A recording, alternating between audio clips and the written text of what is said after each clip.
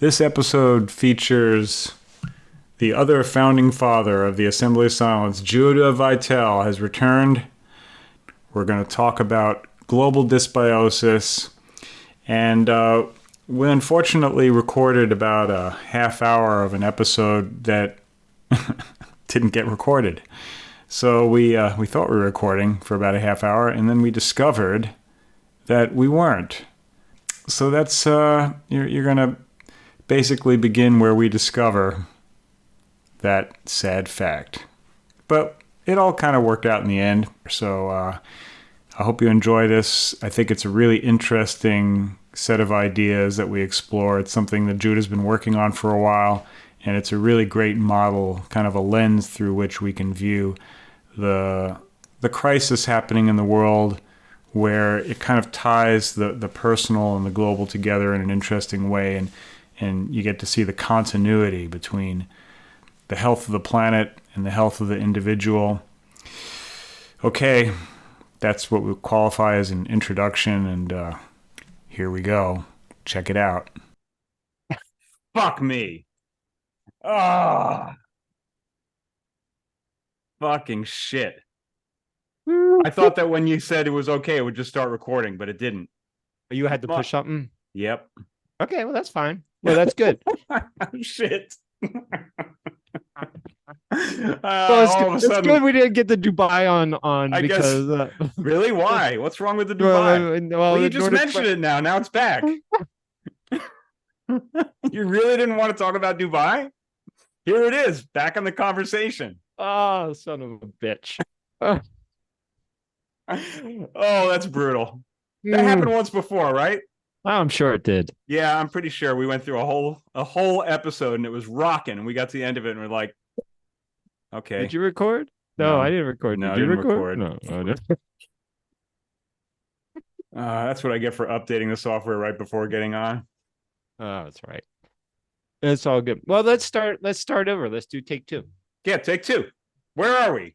What are we talking about? So we are talking about global dysbiosis. Okay, yes, and I did listen to the show that you did with remind me his name. Reggie Gentry. Yep.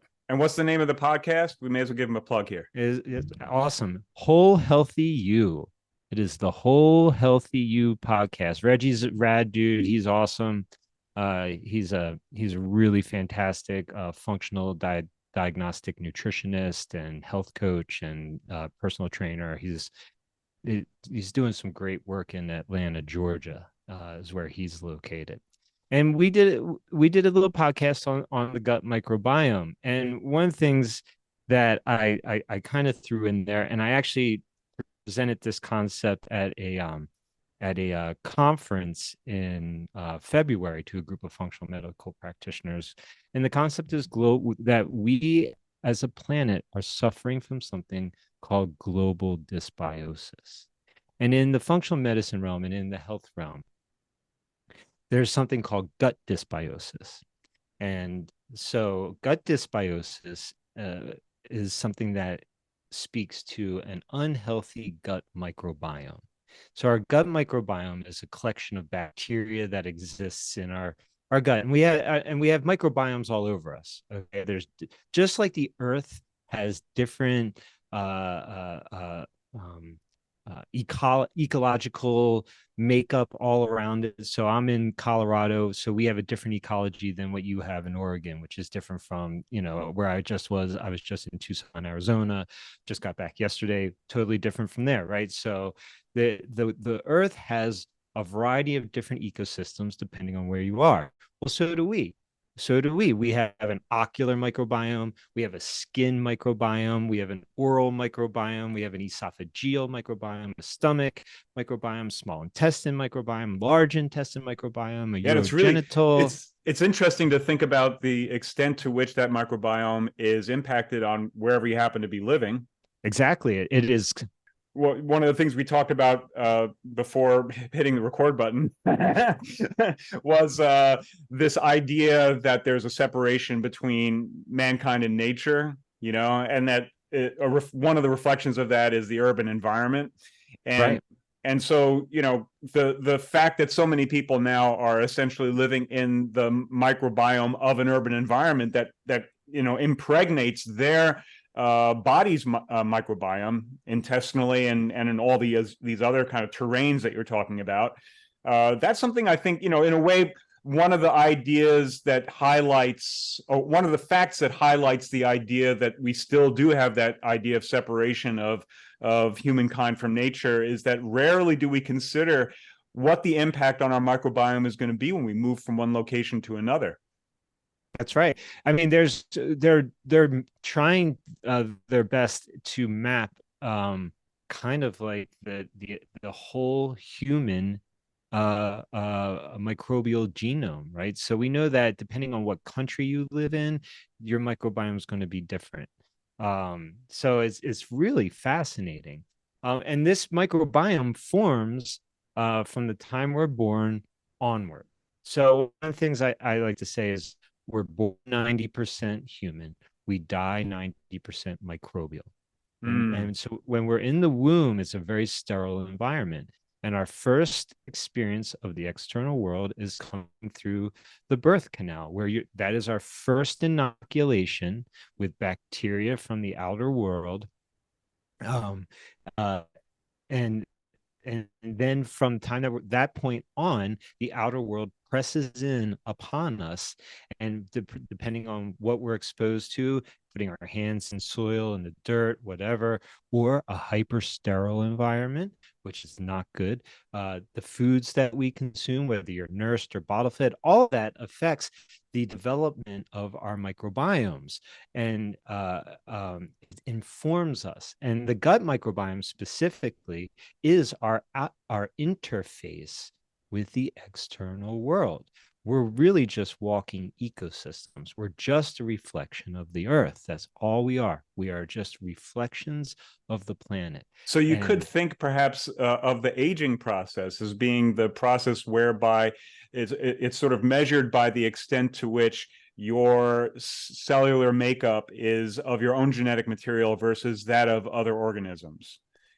Yeah, and other organisms actually help us age better, or Accelerate. facilitate rapid aging. Right. And that's a term called immunosenescence. So immunosenescence is an aging way of saying aging immune system. Right. So So would it be fair to say that that the organisms which support life are going to hold off the invasion of the pathogenic species? So in that kind of process of, let's say, going from birth, where you have very few pathogenic species in the biota, you then end up at the end of your life being something like 90% inhabited, right? I mean, basically that's what it is, right? Absolutely. So, Yep. And over the course of life, it's kind of inevitable. You're going to become more hospitable as your chi diminishes, right?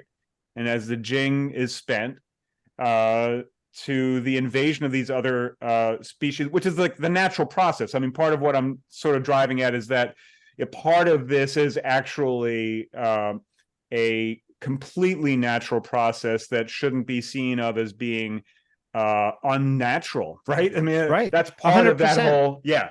Right. And so maybe I should clarify the statement of born 90% human, die 90% microbial, just because it speaks to this. And that is that, as humans, we have 23,000 human genes. That's roughly about what we have. We have roughly 23,000 human genes that are responsible for cellular, like everything that we are. Right. Well, by the time, we die, or let me just say this, by the time our microbiome is established as adults, fully established, we will have anywhere from 3 million to upwards of 9 million different microbial genes in and on us. So you can actually look at this as that. I mean, that's a huge difference. 23,000 human genes versus 3 to 9 million microbial genes, and that could be viruses, bacteria, fungi, stuff like that. Hmm. And so that's the, so by the time we're fully formed and we're adults, our microbiome is established, and it is involved with every single major physiological function we have. There isn't a physiological function that is not influenced by the total microbiome. Okay. And it is what allows us to interface with the outer world in a healthy way, uh, if it's optimized, right? Right. And so one of the things I was saying earlier before when we weren't recording is that we, the gut We could microbiome. just refer to that as take one. So yeah, We'll like, take yeah, yeah. take one, okay. During take one, which was great, by the way. Oh, you guys should have heard it. Yeah. You really missed it.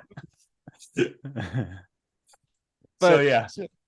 so I guess maybe come back and I'll say, we said global dysbiosis, right? So what is dysbiosis? Dysbiosis is usually something that's referred to in the gut. We call it gut dysbiosis. And gut dysbiosis is characterized by low bacterial species diversity, so low diversity, uh, which a lack of um, healthy, beneficial bacteria, excessive amounts of pathogenic pro-inflammatory bacteria.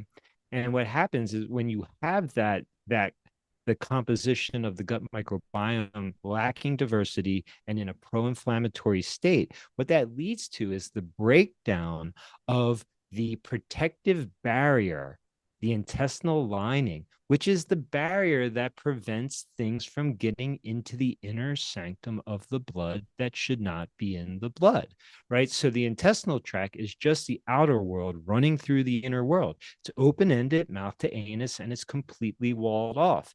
And the gut microbiome's role is, in a healthy gut microbiome, its role is to educate the immune system to be tolerant, to have a tolerogenic profile, so that it's not hyperstimulated, that it doesn't react to every little thing.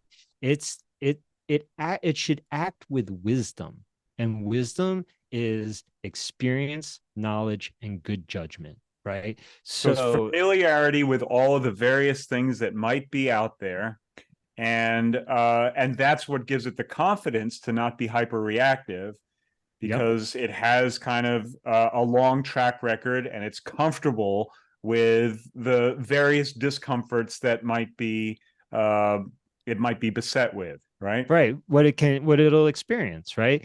And so a healthy microbiome is characterized by species diversity, the presence of keystone species. So bacteria like Akkermansia muciniphila is a keystone species. So when that's present in the gut microbiome at good levels, we know that there's diversity, and that diversity, as in ecosystem, the hallmark of a healthy ecosystem is diversity. And so, so when you have healthy diversity and you have keystone species, what this produces is a low inflammatory state in the gut. This supports the the production of tight junction proteins, which are responsible for maintaining the integrity of the intestinal lining, making sure that the epithelial cells are tight and they're not leaky, they're not letting things in that shouldn't get in. And it's also, what this does is this reduces the stress on the immune system, and it also is responsible for the production of various vitamins as well as neurotransmitters like serotonin and GABA and dopamine, all of which are involved with how we think, feel, and act in the world. They're direct communication molecules to the brain from the gut. So dysbiosis, being that it lacks species diversity, that it's pro-inflammatory, and it leads to the breakdown of the intestinal lining, which allows bacterial fragments called lipopolysaccharides, or LPS, to leak into the bloodstream and cause this pro-inflammatory state, cause the immune system to become hyper reactive, and break us down, basically. So you're So so when there's you a number of interesting things in there, because we're going to take this and start to think of it, how this applies on a more global level. Global dysbiosis now is kind of taking this, the individual health, and seeing that, well, actually this is a reflection of a global state, right? exactly And the importance of biodiversity on the planet is something that's well recognized by a lot of environmentalists, and biologists. yep And the keystone species, I mean, one of the things that's kind of interesting is that there's a certain degree of there's an interesting, not really contradiction, but just the fact that you do have this one species that is particularly important, but within the context of there being a great diversity of species, right? right It's like the right one species that's kind of holding it all together. Well, that's what You a know? keystone species is. A Yeah, keystone species is technically defined as a species that holds an ecosystem together. right. Okay. If that species is removed from the ecosystem collapses. All right. So one of the So things that's kind of interesting is like, is it the case that the healthy ecosystem is something which is kind of fragile, easily damaged, right? Like is that kind of the reality that we're dealing with? That the healthy state is something that is rare and precious, and it's way easier for things to kind of tip over into a state of dysbiosis. And what is the thing that is the determining factor as to which direction things end up going? Well, yeah. So what I would say from my experience is that yes, a gut microbiome, a healthy gut microbiome, is incredibly delicate. Well, it's not delicate. But it's so easy to negatively impact the gut microbiome, right? That's what I want to say. Now, is A it health, easy just simply because of the global dysbiosis? It's easy because we are surrounded by things which, like you were saying, now there's like how many thousands of chemicals out there? right? I mean, the kind of toxic environment, we're basically living in a toxic environment, right? Exactly. That's essentially what we're confronted with. And that's why we're struggling with these problems. Right. It's easy to say, well, okay, everyone, just eat healthy, like stop exposing yourself to this stuff. But it's freaking everywhere. We're surrounded by it. And even like the organic food, like how much of that stuff has all this other crap filtered? I mean, I remember in the 90s or whenever it was where the organic standards got like taken over by the FDA. Sure. And it's like, so now organic food, Well, it's really? I like, mean, well, it's got a label on it. natural doesn't mean anything anymore, right? Natural doesn't have any real meaning to it anymore. And if you look at our food system, let's just look at the fact that our animals do more drugs than we do. The largest consumer of antibiotics is our animals, is our chickens and our cows and stuff like And now that. they're So we're starting to give them mRNA stuff.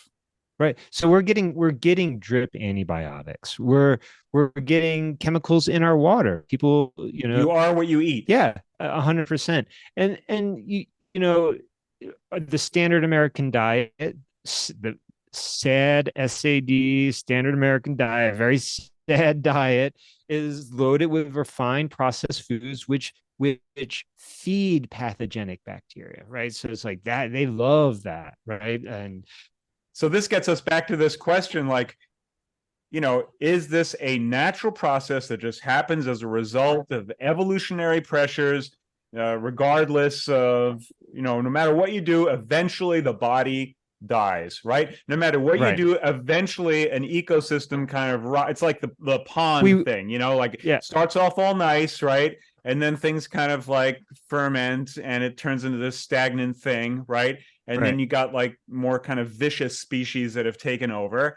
And is that just sort of the natural pattern, or are we in a situation where, like we were talking in take one about this division of the body mind thing and how it kind of relates to the idea that mankind is separate from nature, and that idea, which, could be thought of as being one of the aspects of the West, but I was also kind of saying, well, there's really two threads within the West, that you have this undercurrent where there's still, you might say, a pagan, but I think in Christianity, you also see this return to nature type of thing, right? Where there's an effort on the part of some group of Westerners to maintain connection to the natural world. You could say Goethe was an expression of that kind of thing. And that there was 100%. a technological kind of, finance, like the elites of the world suppress that kind of return to nature idea. And they are the ones who have essentially established this system that has produced all the toxins that we're now swimming in. Right.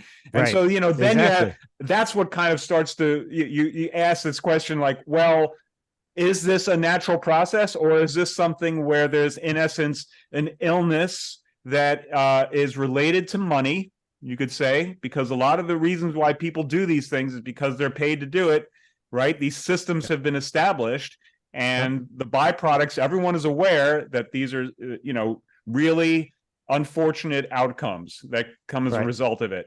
And yet, everyone needs a job.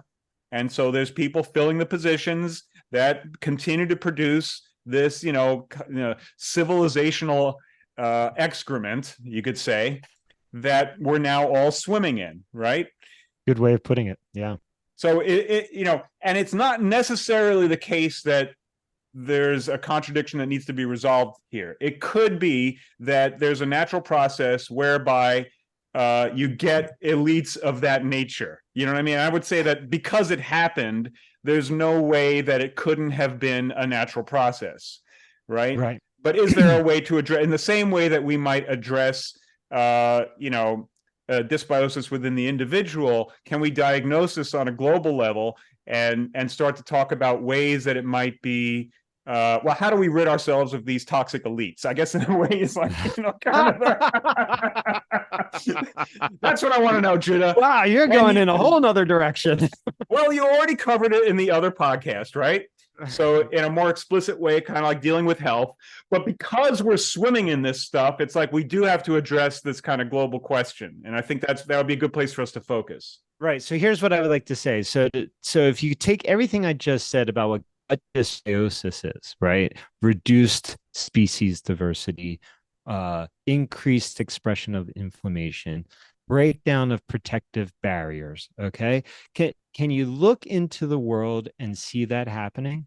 Can you see? Oh, yeah, right. Right. Can you see the loss of species that's happening at an unprecedented rate? Okay, so this goes right into this thorny issue that I've been thinking about, which has to do with the idea of humanity as being a pathogen on the earth, right?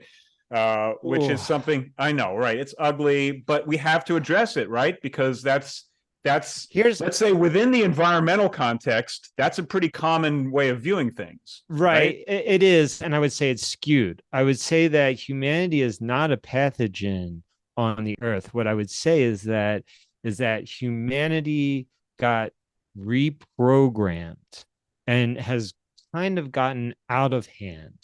Right. So we lost our wisdom. We lost our way.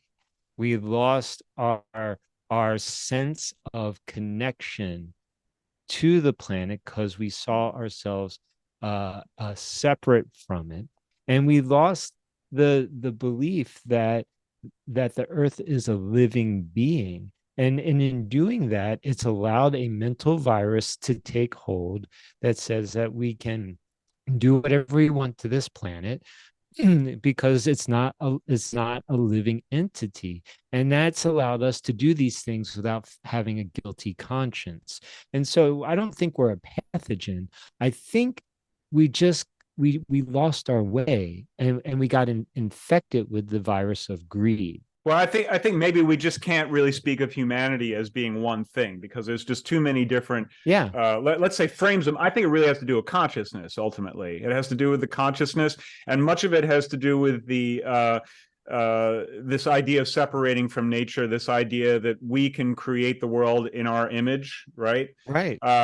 So it's that kind of arrogance, that kind of hubristic effort to control.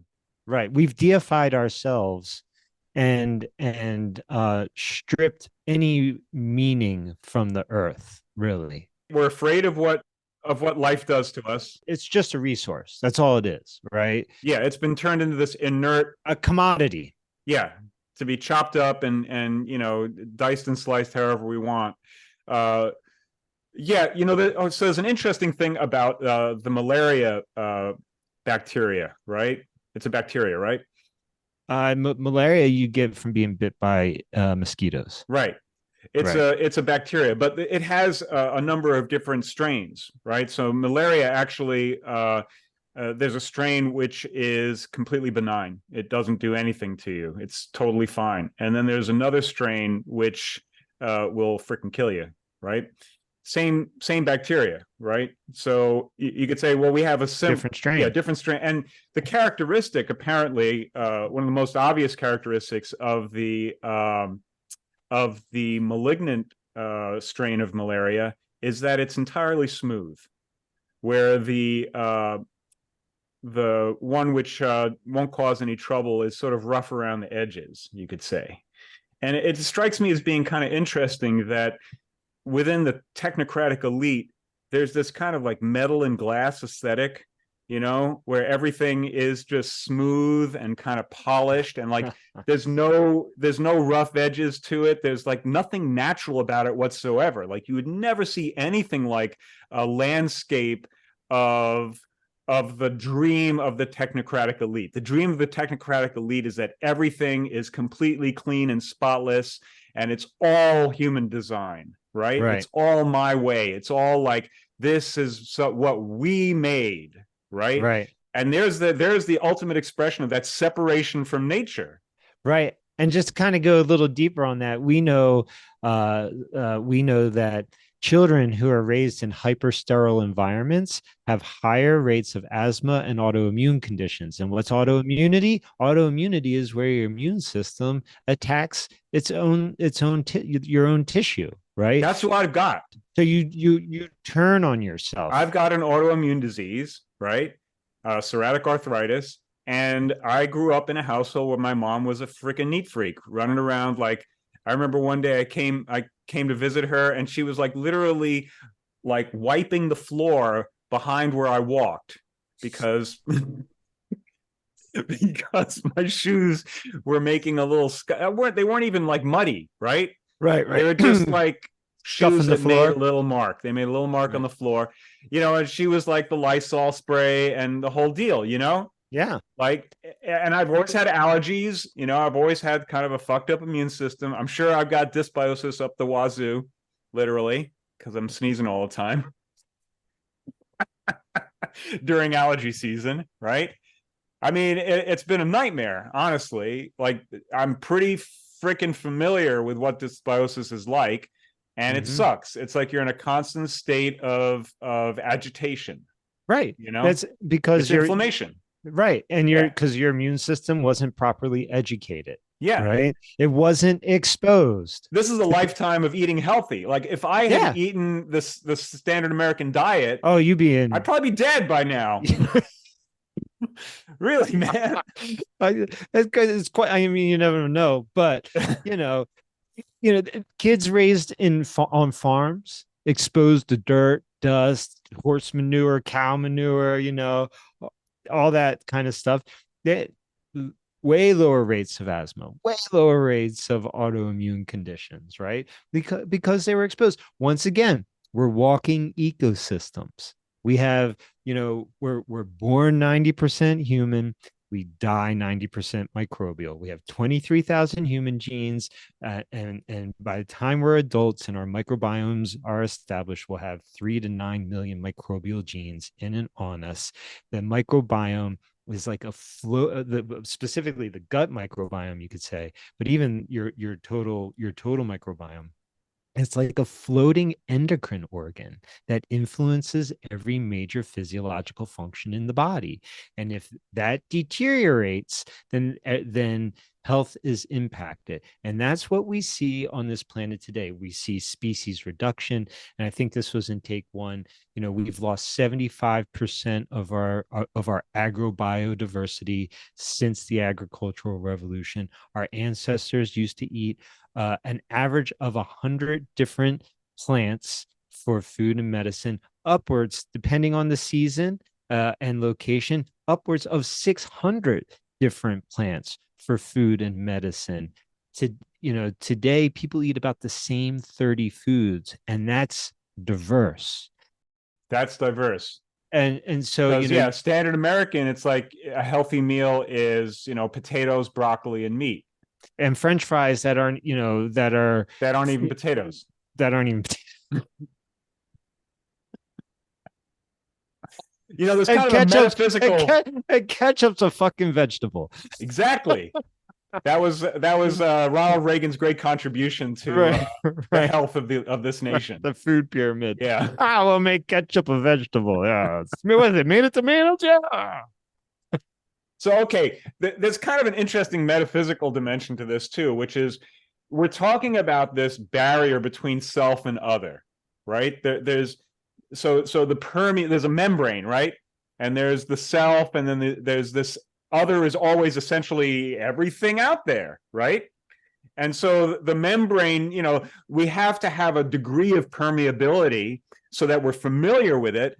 But if we let too much in and we let the wrong guys in, then we get overtaken. Right. But in a way, that's an inevitable process. So it's like we're doing this weird dance. We're trying to we need good bouncers at the door. That's basically what it is, right? Yeah, we want to keep the assholes out, and let the friendlies in, right? Right. But it's like the assholes are assholes. They're going to get in one way or another. Your bouncer is not big enough to keep those assholes out. Right. But if you have enough of the good guys in the bar, and that one or two assholes get in, then there's too many good guys for them to really cause too much trouble, right? Well, but sometimes it's really hard to tell the difference between a good guy and a bad guy. So I had a friend, Julio, who was from Argentina, right? He told me the story that he had this gut of steel. He could eat anything, right? And one day he went to the doctor and they did a test and they're like, hey, man, you have a parasite. And he's like, oh, wow, okay, I guess I better get rid of that, right? So they gave him whatever it was. He did the anti-parasite routine. Parasite's out of his body now, and his guts are all fucked up for the rest of his life. So he had developed this, and who knows how long he had that thing, right? He developed some kind of a symbiotic relationship with this bad guy in his gut, and they got along pretty good eventually. So I actually have a story about something that happened to me when I was in Brazil. We went to Chapada Diamantina, which is this area you're basically just hiking, right? You're way out in the middle of nowhere.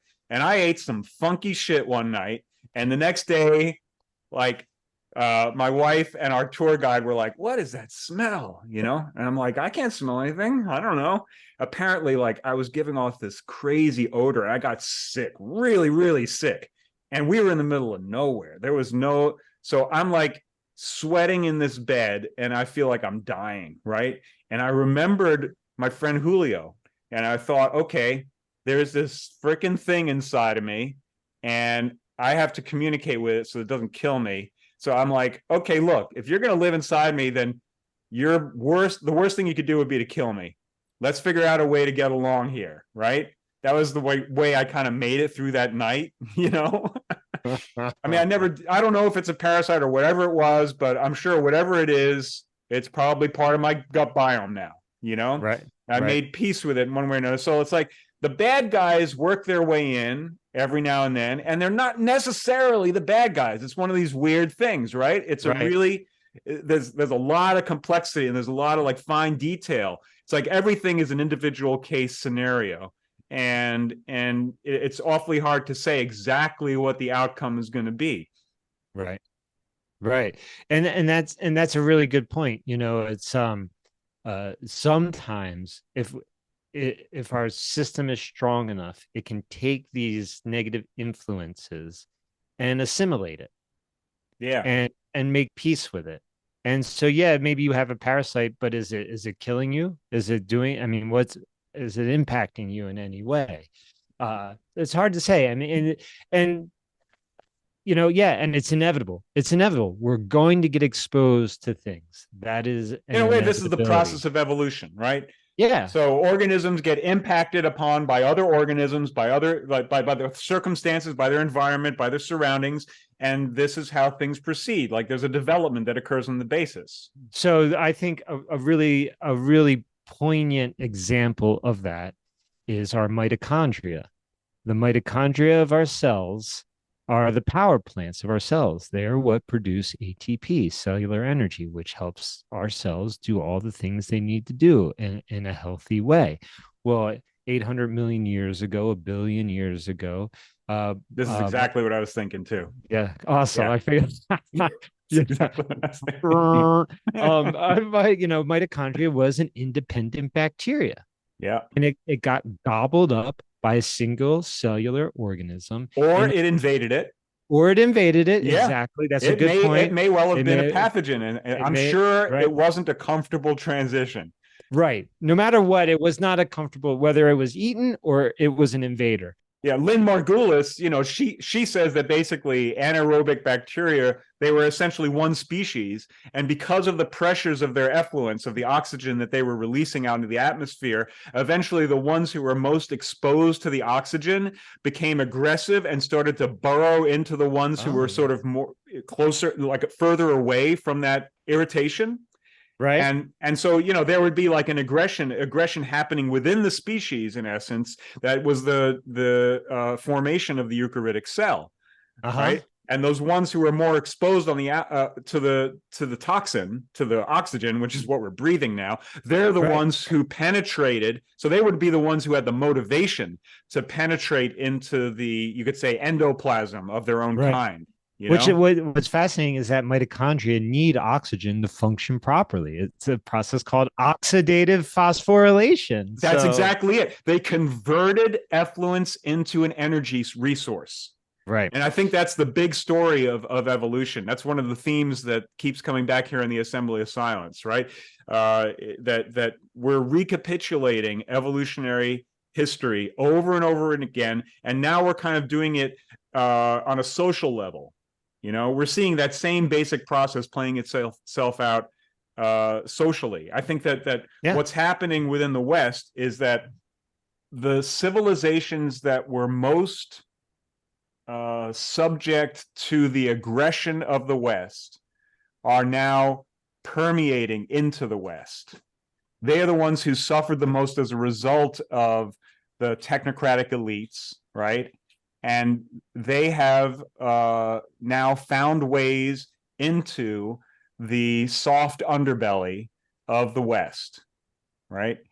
And this is partially through the mechanism of globalism, where there was an effort to try to like play nice instead of just dropping bombs on people, but they kept dropping bombs on people anyway. And so eventually everyone was like, well, this globalism thing, it's like, just by your rules, like how global is that? Are you really practicing a kind of tolerance of different cultures and allowing people to democratically assert their own rights? No, that's not what you're doing, right? And so that now is we're seeing like major changes happening on the world stage, where in essence like the softness of the West has been revealed. It's the corruption really is where the softness is, right? And that corruption now is giving, let's say, everyone else, right, a opening to find an alternative way of living, to basically like get off the petrodollar and to form relations where the West is no longer the one who are calling the shots. And that's basically why there's this push towards a global war, right? They're basically pushing for World War III. They're saying, we're not going to allow this to happen, even though now everyone knows that the entire project of the West is completely corrupt. And that the whole idea that, everyone was going to be dancing kumbaya and we were going to allow for self-determination, that thing has gone up in smoke, which, getting back to another thing that we discussed briefly, which I kind of want to touch on in every episode of the Assembly of Silence lately is, if there is any chance of turning this turkey around and actually preventing World War III, I think that like God has given us an opportunity in the form of RFK Jr. Honestly, we have not seen a honest, well-informed, humble, spiritual candidate for president in, as far as I can, a very long time. And this man is appearing on the scene, speaking truth in ways that were unimaginable a few weeks ago, and he has a history where there's a kind of divine providence. If there's anyone in the world who represents the potential to restore some kind of dignity to the Western project and to atone for its sins and to find some redemption and restore our place in the world as a decent global citizen, that's the man to do it, because they killed his father and they killed his uncle. I'm going to say it was the malignant form of the malaria virus, the smooth technocratic elites who want to pull this crazy freaking, like, we are the designers of the future. They are the ones who killed his family members, and he is back to bring justice, and he's fearless, and my God, I sure hope that the fate of his father and uncle is not what awaits him. But he doesn't care. It's not a concern of his. Right. What he's concerned about is setting things right. And he's someone who has the intelligence and the connections. He knows the people necessary in order to get decent people back into power so we can, cure the global dysbiosis by getting rid of the perverse, corrupt elites who are destroying the fucking planet. So that's my pitch. Get on board with RFK Jr. He is our last fucking chance to save this thing.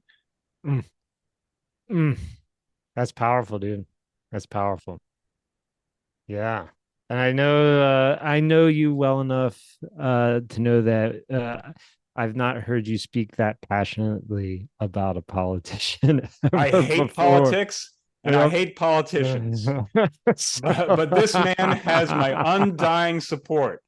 I am fully convinced that he is the real deal, and I'm 100% behind. I didn't even know he threw his hat in the ring. I didn't. Oh my even God, know. yeah. No, I'm so tuned out to it all right now. Well, that's why I'm here. I'm sending this message to anyone who has ears to hear it. Get on board with this man, because he is really the man for our time. There is no doubt about it. I'll send you some information about it. I've signed up for his campaign. I'm going to be volunteering whatever way I can. I'm trying to get enough people around here interested to do a parade for freaking 4th of July. I'm fully willing to go into the whole political arena if there's a good person to stand behind, Right. And I am convinced that this guy, it's not that I agree with everything he says, but he is just a serious person who has decided to take a stand at a pivotal moment in our history, and we do not have the time to fuck this one up. We really... No, our time is running out rapidly. Our time is running out. Yep. If it hasn't already. I don't know, even if everything goes well, if he could turn this thing around. Right. But if there's anyone who can, he is the man. Oh, it's where do we go? I hate bringing things to a political level, but it keeps coming down to this. Like, I've been doing a lot of episodes, monologues lately, and it keeps coming down to political, because fundamentally, this is what we're swimming in. If we're swimming in a toxic soup, right? Yeah. Then in every way. What's the best application of our spiritual gifts? Right. Is to try to address the spiritual soup, the toxic soup that we're swimming in. Because, okay, on another level, right, the spiritual reality is like, yes, we will all go the way of the dodo. It's just a matter of time, and we can accept that, and we can be gracious about it, and all that is fine, right? And maybe our time has come as a species or as a civilization. It may be that, okay, we're done, and, let's be Wouldn't be done the with it. first time. Wouldn't be Right. the first Right. time. And it will Right. come eventually, no matter what Yeah, happens, right? But we may as exactly. well make the best effort we can to correct the wrongs, right? To set things right. That's what we're here to do, right? It's not Well, to right, fucking make money, it's to try right. to set things right. It's to So heal. it's to It's to heal. heal. I mean, that's really in my direct experience in the last, I don't know, 6 to 8+ years. I've shifted my mindset around spirituality from seeking spiritual experiences to realizing that healing is the spiritual experience. Right. That's the spiritual experience, the And then healing. what could be more spiritually healing for a nation? For the son of a man Right. who was murdered by agents of the state and his uncle, who was the president of the United States, gunned down in Right. broad daylight, basically taking the idealism of the United States and plunging it into darkness that is Yeah. now flowered in this crazy freaking neoconservative, neoliberal world order that's Oh, just a complete corrupt disaster. What could be more healing than to have that man wow. find justice in this Right. world, right? Right. and Right. and steer things back on course. So there's something just incredibly poetically right about the Ah, whole thing. Like I find it, when I listen to him speak, it brings me to tears. it's poetic justice It's is really, poetic justice, right? yeah. Yeah. God is working His will. Right. And as you and I always say, it's in God's hands. Absolutely. It's all in God's hands. We have to do our part. We have to do our part. We have to Yep. meet God halfway. But ultimately, it's in God's He, hands. he says something along those lines. What he says is like, I don't think about outcomes, Mm, right? mm. Isn't that an amazing thing for a politician to say? Like, I mean, Yeah. that's a spiritually advanced point of view, Yeah. you know? Right. But it's the process. It's the journey. Yeah, he does the work every day. He does his Yeah. best every day, Yeah. right? And he's someone who's been fighting, like, I mean, on a health level, Children's Health Defense, like that's his organization, right? He's Mm-hmm. been very critical of the pharma Mm-hmm. companies Mm-hmm. for a wide range of different things. He's litigated against corporations. He's been an environmental lawyer for like, what is it, 30, 40 years of his professional life, taking these agencies into court, suing them, So, I mean, this is the guy who's freaking, he is perfectly positioned to clean up this dysbiosis, Mm. you know? So yeah, all the power to him, and I'm definitely feeling like that's a mission we all need to join right now. We need to Mm. get on board, and if there's any resemblance of democracy remaining in this land, let's utilize it and see if we can't make something happen here that we can be proud of instead of being ashamed of what our nation has been doing, which is really, that's where it's been for my whole life. I've been ashamed of what this nation has been doing, and Yeah. I'm sick of that. I don't want to see that anymore. Right. Right. I mean, we have squandered such an opportunity for making the world a better place. The level of influence that we have as a nation is unprecedented, and we've squandered it Absolutely. because of greed. Yeah, I don't know. I mean, yeah, greed seems like it's a big part of it. Yeah, money is a big part of it because, of course, it's the military-industrial complex, right? The pharmaceutical complex, They need the markets for their products. medical, the medical insurance, pharmaceutical, military industrial complex. I mean, let's just lump it all So together, all of those right? companies profit off of things going wrong. They profit off of disease That's and right. war. That's what they want. So that's what they want. In order for their bottom line to grow, they want more problems, more conflicts, more illness. Right. More chaos. That's what they've been cultivating in this world. So this whole idea, like the root of all evil, money is the root of all evil. It really starts to show up that way. I know they say, okay, it's the love of money, but people dedicating themselves to money first and foremost is definitely the problem. Yeah. Oh, yes, exactly. Because I mean, the indigenous lived without it. Right? Yeah. Nothing wrong with a little wampum They traded and they bartered, but there was no concept of money. as the basis for life. I mean, Right. now it's like it's been turned into like if you don't have money, you can't live. Yeah. How unnatural can it get? Right. And how inhumane can it get? How inhumane can it get? Right. And there's so many places to go with this, So let's start with the largest and most complex, and maybe we can break it down from that. But if we were to look at the Vedas would say everything is infinite consciousness, and it's and separation is just an illusion. It's all the same thing. And if one person is hurting, everyone's hurting, right? And there's a lot of pain on this planet right now. Dude, man, I There's mean, if we unprecedented pain that's absolutely right. on this planet right now. And so And the people in the West who are profiting from this situation, they take all the freaking antidepressants in the world. It's not going to help you because there that's is right. no separation from the suffering that's being caused by this system. That's right.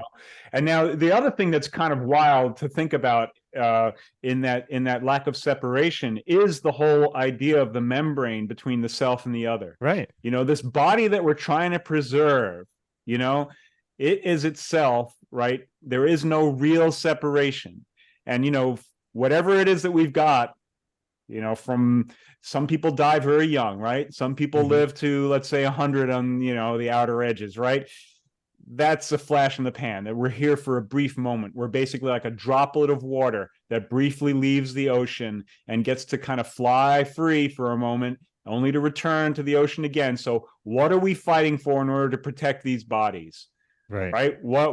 How important is it for us to don't go gently into that good night? Like, I have a real problem with that poetic line. Like, why are we supposed to fight that thing? Fight. No. Right? We're to use this thing to its best possible purpose, right? To fulfill the divine wisdom and restore order, to restore a decent way of life to as many beings as possible. That's what we're here to do. And if we die early doing that, that's the way to go. And the preserving of the body is really only for the purpose of fulfilling that mission. Right. It's quality, not quantity. It's the quality of the life, not the quantity of the life. Time, because the time is an illusion anyway. Because the present moment is the only thing you have. It's all it is. Yeah. Right here, right now. This is all we have. And so what goes along with the standard American diet, that sad state of affairs that's so common, is that idea of like whoever dies oldest with the most toys wins. Like, right? Like, that's how sick is that? How freaking sick is that? Right. Like, let's see who can be miserable longest, encrusted with all these possessions that are dragging you down. See how long you can survive that miserable state of being. Right. Yeah. Fuck me. That's such a Northeastern thing to say. Fuck me? Yeah. Or whoever dies with the most toys wins. I always say, me. Oh my God. This is, global dysbiosis. Yeah. Global dysbiosis. Right? So what did I say? Dysbiosis, gut dysbiosis is characterized by low species diversity and a state of inflammation. Right. What do you see on this world right now? Look at the amount of inflamed thinking, inflamed emotional lives, inflamed actions, loss of impulse control, like all these things. I mean, it's inflammation run rampant, and that's global dysbiosis. Desertification on the planet is happening, And right? it comes from the effort on the part of arrogant, um, psychopathic narcissists Yeah. who want Yes. to control everything, That's right. because control means reduced diversity, Hmm. And right? control is some sort of sign of power and Right, prestige, right? right.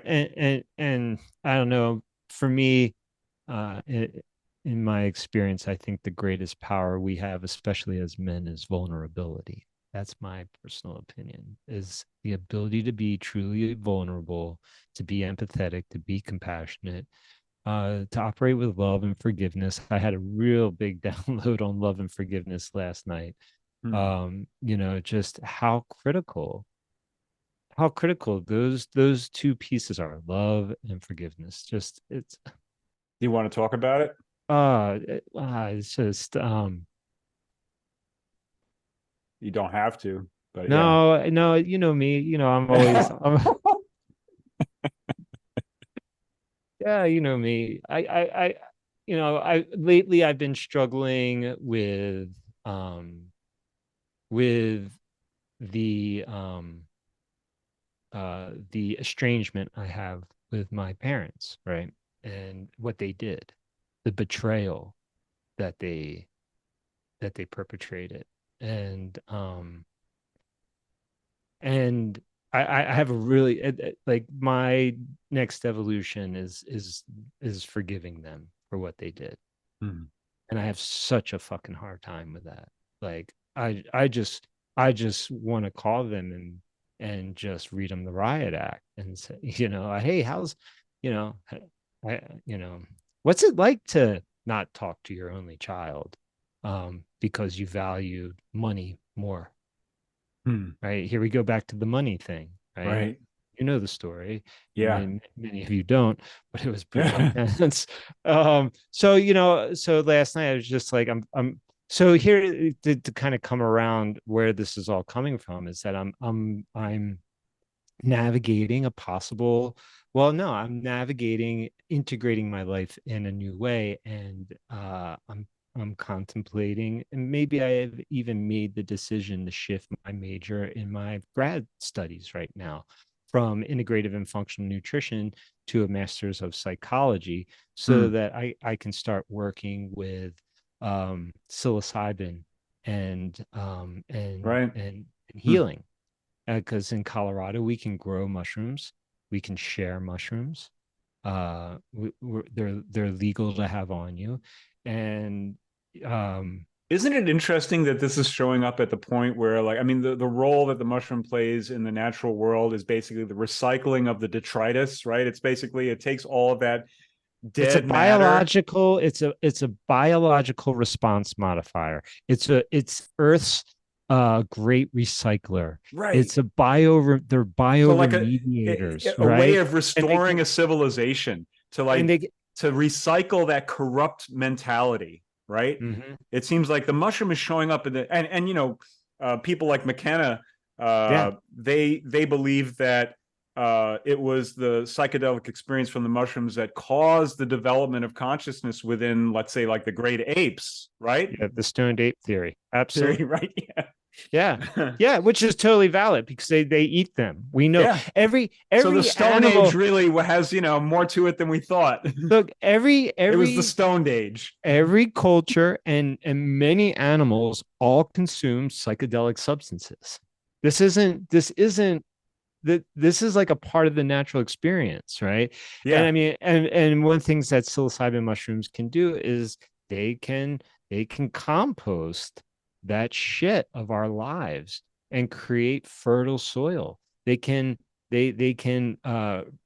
remediate the pain and the suffering and the trauma that we've experienced and turn it into and say in the alchemist terms, gold. They can convert lead to gold. They There's can yeah. they can take shit and make fertile soil, right? That's fascinating because yeah, lead is apparently kind of like on a on a elements period like periodic table of the elements level. It's kind of the thing towards which everything converges, which is sort of like shit. right? Yeah. It's like the Yeah. shit element in a way, Yeah. you know. And so that conversion back to gold is the it's like the gold elixir, really. That's Yeah. basically what so is there any evidence that mushroom therapy is a way to restore the health of the gut biome? All mushrooms are prebiotics. So All what it, mushrooms are because of their yeah, fibrous content, right? exactly. Huh. Exactly. I All remember you saying mushrooms. that in the other podcast about fiber. Really important. Yeah, so fiber is what feeds the good bacteria in our gut. It's so the more diverse plants we consume, that's the more food there is for the good bacteria to feed on and ferment and create um, uh, things like short chain fatty acids that are anti-inflammatory and support tight junction production in the epithelial cells. And they're also the major communication molecule between the gut and the brain.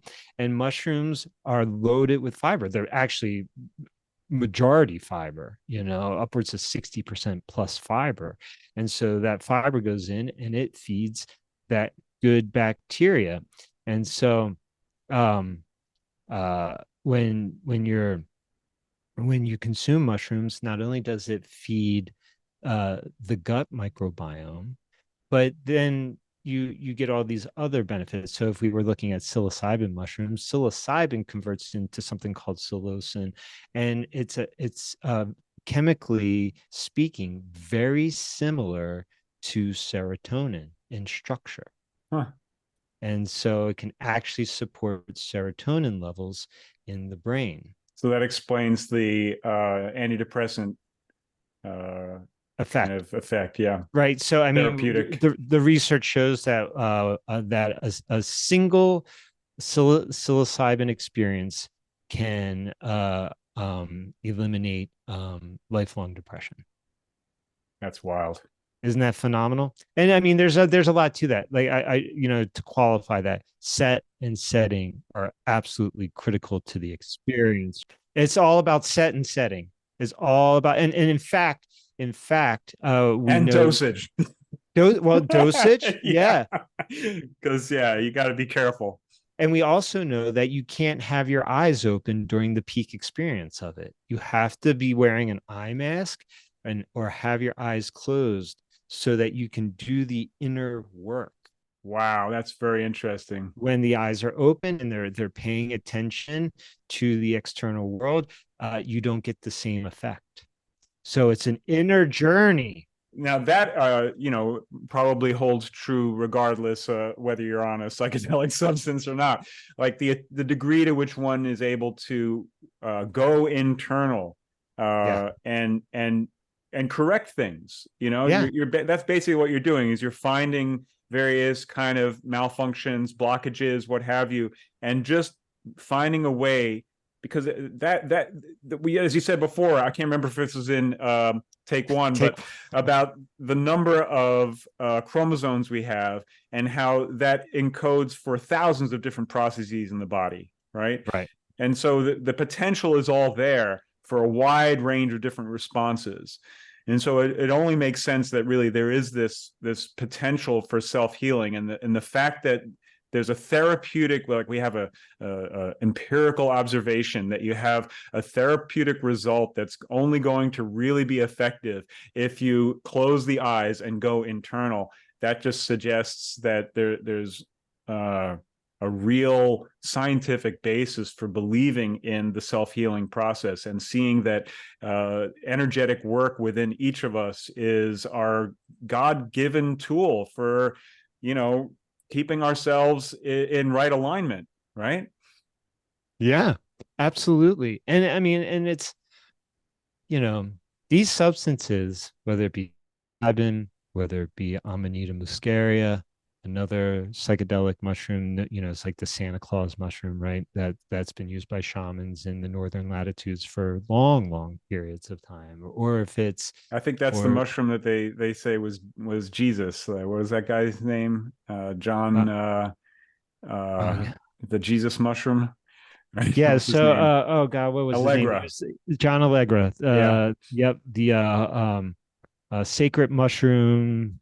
Oh, he wrote a great book. But that, when so that story, that's a fascinating one, which is when they discovered the Dead Sea Scrolls, he is a philologist. So he's an expert in ancient languages, and they asked him to interpret the Dead Sea Scrolls. And as he did, he said, it sounds like this was a mushroom cult. And the sacrament was psilocybin mushrooms. Hmm. Uh, so it wasn't the amanita, but amanita grows everywhere. I could go down to New Mexico. I was backpacking in New Mexico last year, and it was just loaded with amanitas everywhere. Wow. I'd never seen anything like it. I was like, oh my lord! But That one has so a reputation as being toxic, right? well, it is very much so, and you have to process it properly, and or else it's a really harsh experience. Hmm. So it's not something that I have experience with, but I mean, and here in Colorado, we're allowed to grow, we're allowed to share, we're allowed to have on our person psilocybin mushrooms now. We're growing some currently because Antoinette, one of the companies she just picked up is a spore company for Wow. psilocybin mushrooms, and they gave us all these sample spore syringes to Wow. to to experiment with. So we're growing a wide variety of different psilocybin mushrooms right Is now. there still any controversy there regarding that? Is there any like what does like law enforcement think about it? Like are they, I can I imagine it would be a kind of a weird thing for guys who are in the law enforcement world to like spend, their right, right, careers hunting down right, people, and then all of a sudden right. it's like, okay, that's okay, right? Like, Yeah, well, I mean, we've already had ganja legal here for so long, right? I mean, cannabis has been legal, this is so much. There's so much, you know.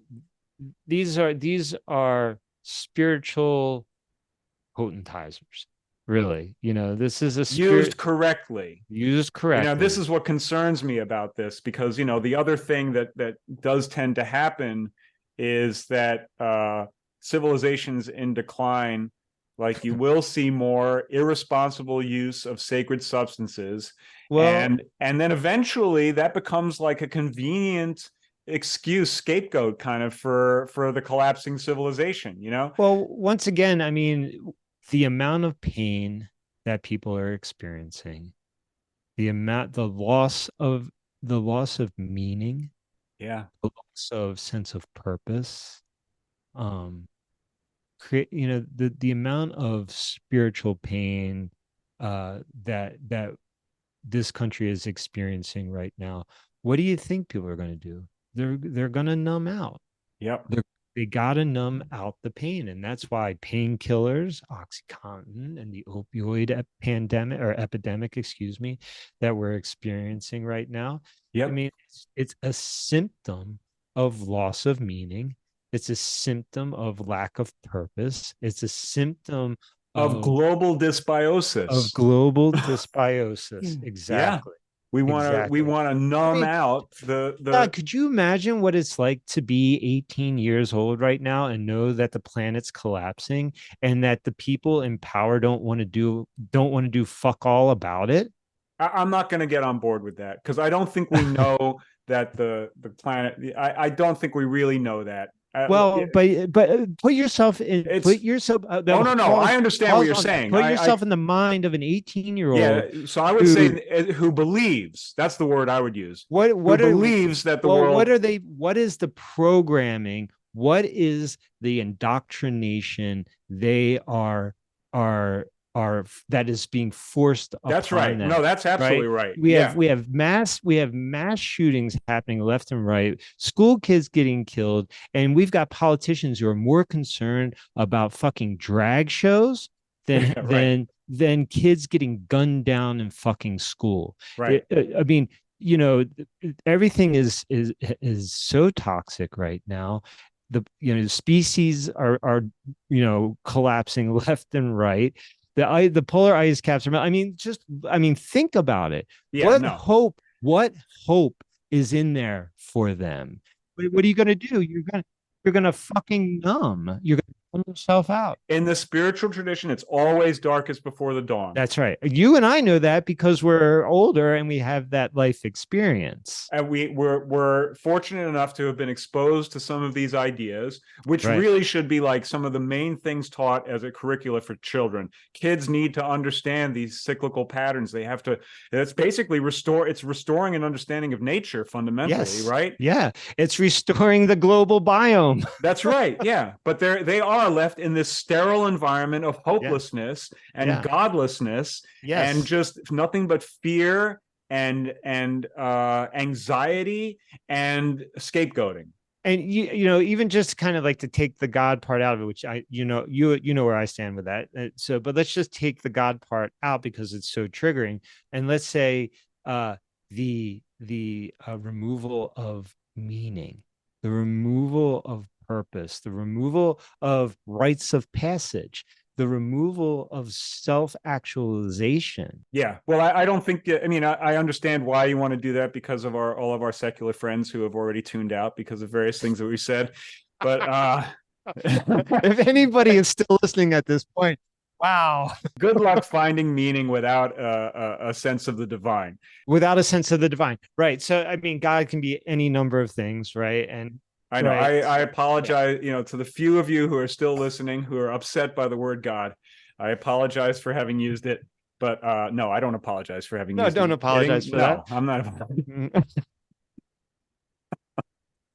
Okay, I think we need to do this more often. We say that every time we talk. And I think we need to wrap it up because I have to make dinner for my wife. Okay. And we've been going for I think almost an hour, even though we blew the first take. I think I think we really, but maybe we could do another episode on this subject. Yeah. Sometime soon. We could think about what it is that we covered because I think there's an awful lot to explore here, and it's a really brilliant model for discussing the condition of our lives in the present moment here. And so I think it could definitely stand to be explored further. And I love exploring shit with you. It's so much fun, and the way that we have of conversing, it just It's always such a joy. that's what started this whole thing.